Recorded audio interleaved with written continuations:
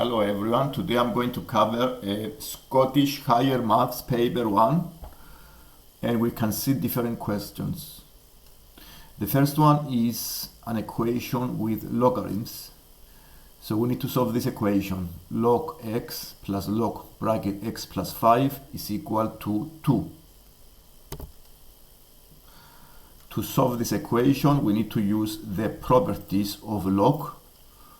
And I started here because it's addition. I need to combine the two functions x and x plus 5 as a multiplication under one function of log and make it equal to 2. And therefore I have used these properties. The log of a function a plus the log of another function b is equal to the log of a times the b. And the other property I'm going to use is the log of a function a is equal to a value c. So the base to the power of c is equal to the a, and this allows us to eliminate the log from the equation. And let's see how I did this exercise. I used the second property. The base is 6. So I write this equation as 6 squared is equal to x times x plus 5. And here I have one equation that can be converted into a quadratic format.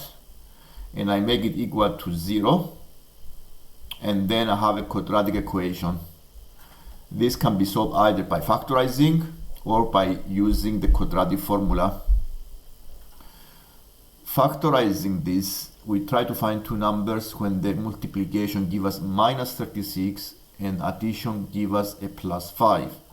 The two numbers we look for is the 9 and minus 4. Then we put them in brackets and we factorize them as x plus 9 times the x minus 4, and therefore the solutions are minus 9 and plus 4.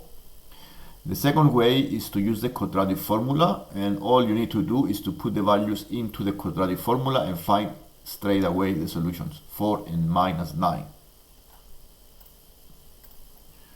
The other exercise I'm going to cover here is the trigonometric equations, especially with identities. And we see here one trigonometric function with the double angle formula, the cosine of 2x. The double angle formula of the cosine has identity.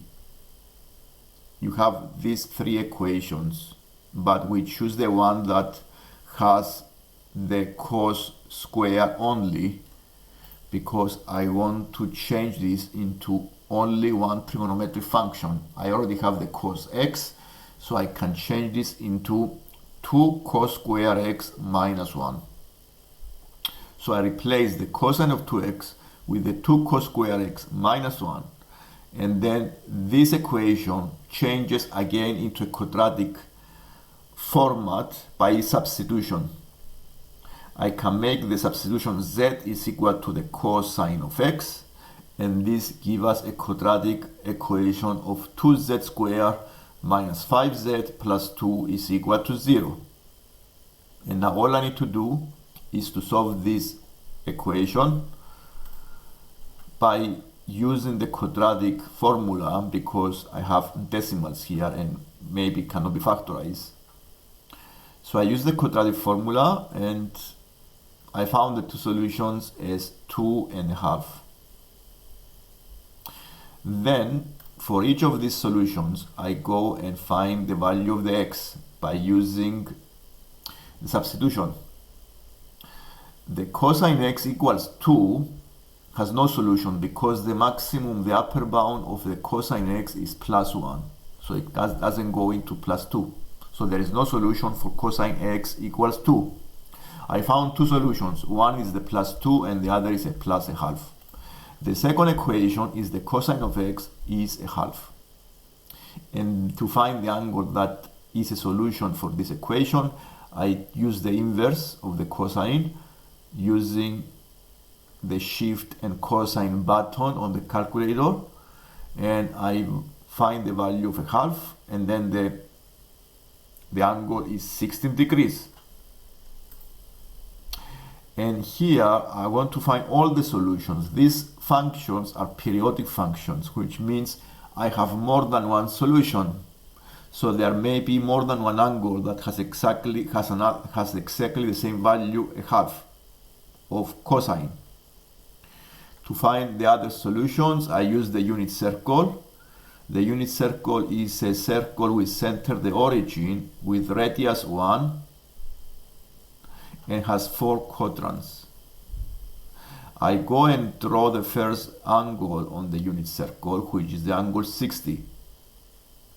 To find other solutions, I check on the horizontal axis and I found which other angle on the unit circle has a solution of a half. Plus a half is on the horizontal axis.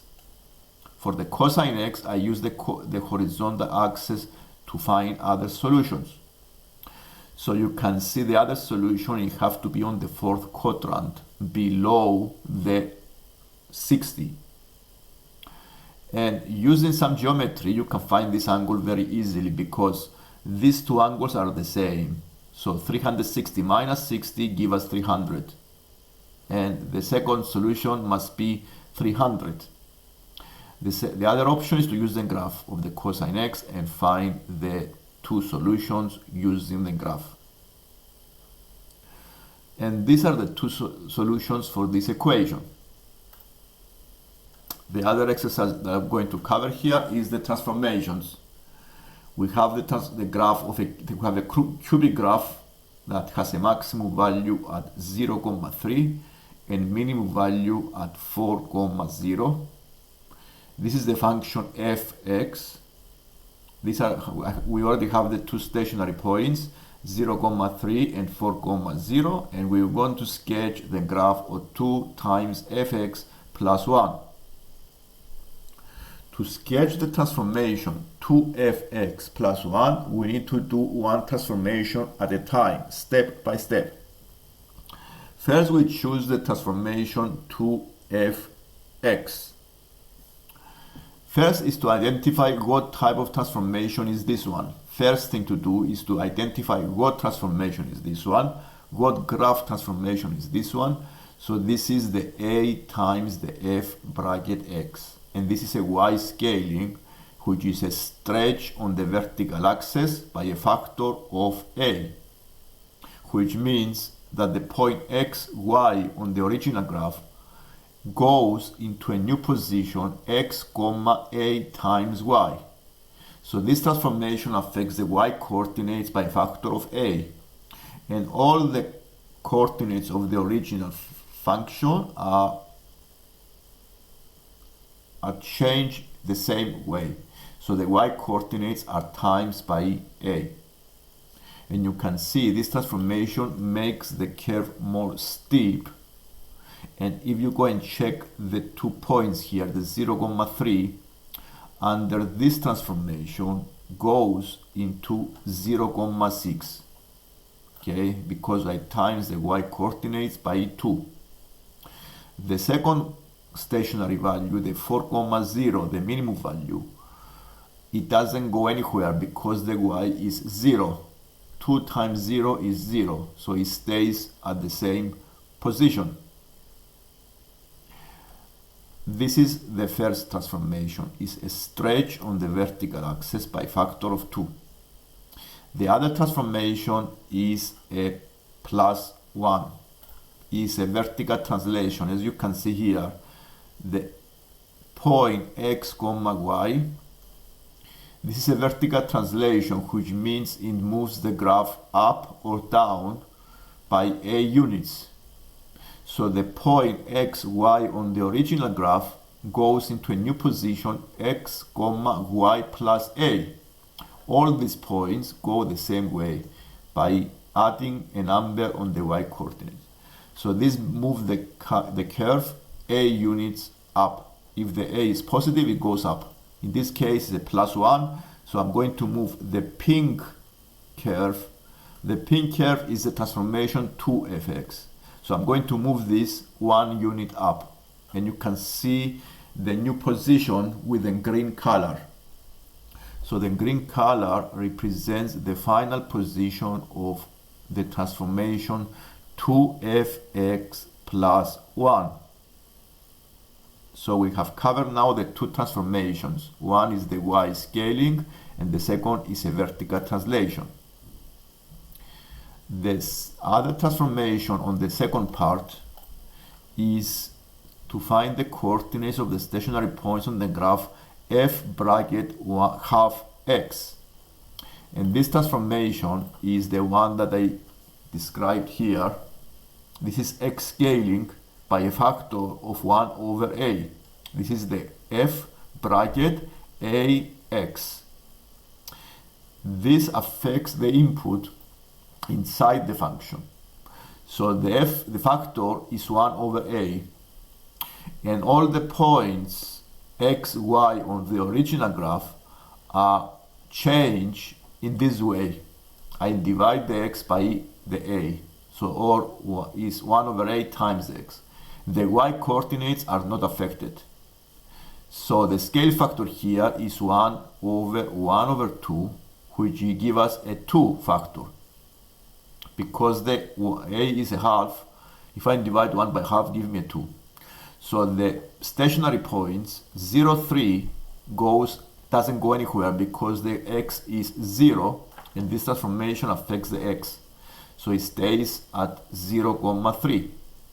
The second point 4, 0. The x coordinate is 4. So I go and times the 4 by 2.